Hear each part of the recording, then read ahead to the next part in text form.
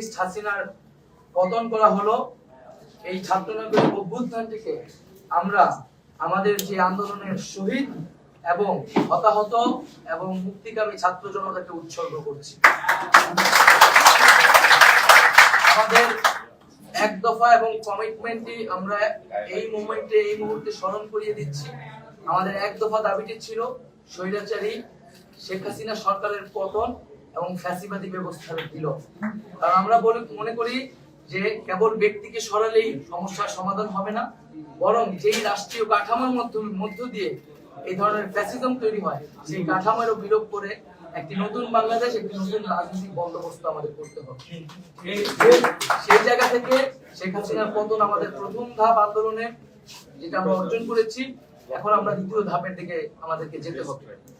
সেজন্য আমরা মনে করি এই যে অভ্যুত্থানকারী ছাত্র নাগরিক, তাদের প্রস্তাবিত আমরা একটি প্রস্তাব করব আগামী 24 ঘন্টার মধ্যে।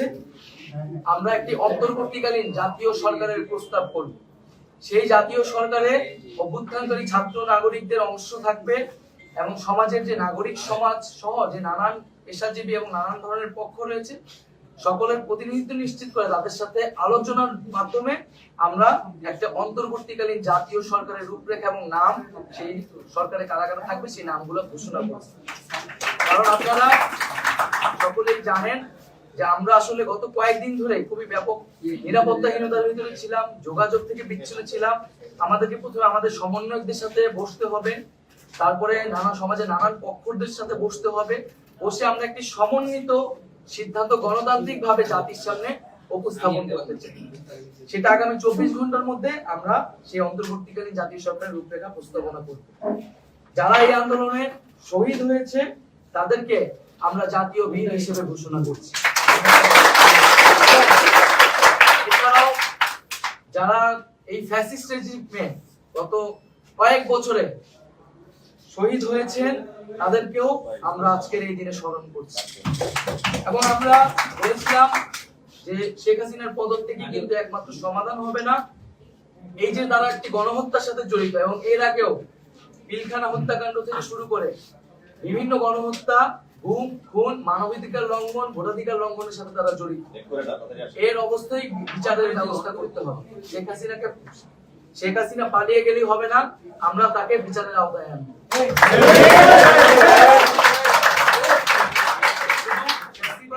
যারা ফ্যাসিজমে সরাসরি সহায়তা করেছে এবং তাদের সমর্থক, তাদেরকে বিচারের আওতায় আনা হবে। এবং আমরা বলতে চাচ্ছি যে অভ্যুত্থানকারী ছাত্র নাগরিকের সমর্থিত বা প্রস্তাবিত সরকার ছাড়া আমরা কিন্তু আর কোন ধরনের সরকারকে সমর্থন করব না। সেটা সেনা সমর্থিত সরকার হতে পারে বা জরুরি অবস্থা দিয়ে রাষ্ট্রপতি শাসিত সরকার হতে পারে। আমরা এই ধরনের কোন সরকারকে বিপ্লবী ছাত্র জনতা গ্রহণ করবে। আমরা ঘোষণা করছি যে সকল আমাদের আন্দোলনের শিক্ষার্থী সমন্বয় রাষ্ট্র সভা সম্পাদক আক্তার হোসেনকে এখনো জেলে বন্দী করে রাখা হয়েছে, আমাদের সমন্বয়ক ইব্রাহিম নীরব সহ সারা দেশে বিভিন্ন সমন্বয়ক, আন্দোলনকারী এবং নিরপরাধ ব্যক্তিদের গ্রেফতার করে রাখা হয়েছে কারাগারে। আমরা সকল কারাবন্দীদের এই আন্দোলনের কারাবন্দী এবং এছাড়াও এই ফ্যাসিস্ট রেজিমে যে নিরপরাধ ব্যক্তি এবং রাজবন্দী করে রাখা হয়েছে তাদেরকে আগামী 24 ঘন্টার মধ্যে মুক্ত করার ঘোষণা করছি।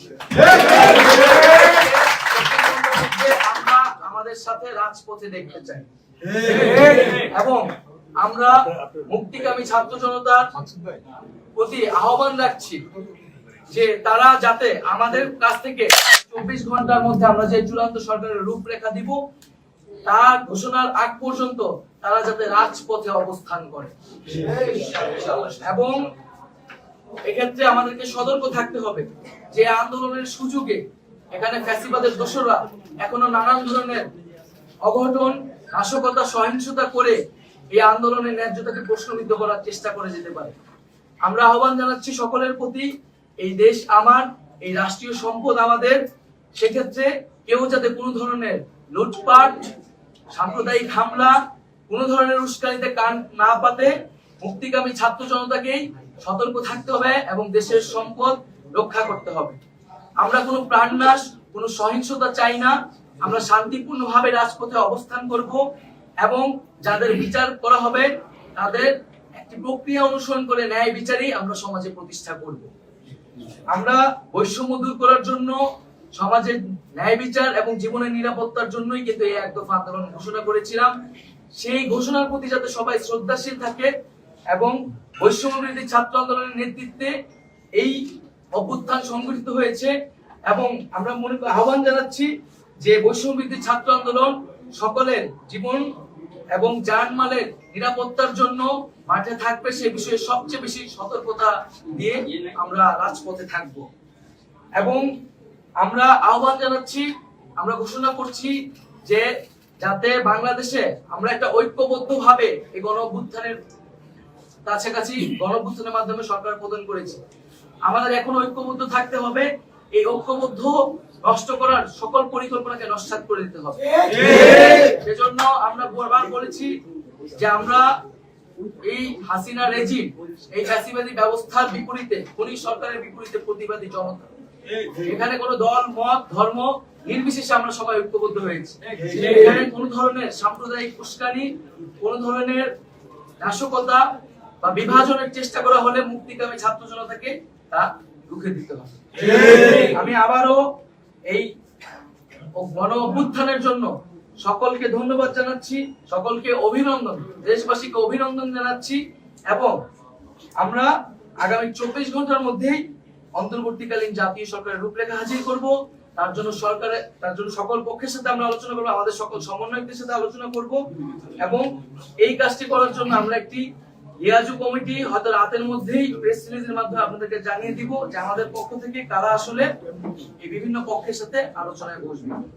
এক্ষেত্রে আপনাদের যদি আর কোনো প্রশ্ন থাকে, জিজ্ঞাসা থাকে, সেই প্রশ্নগুলো আলোচনা আমরা একটা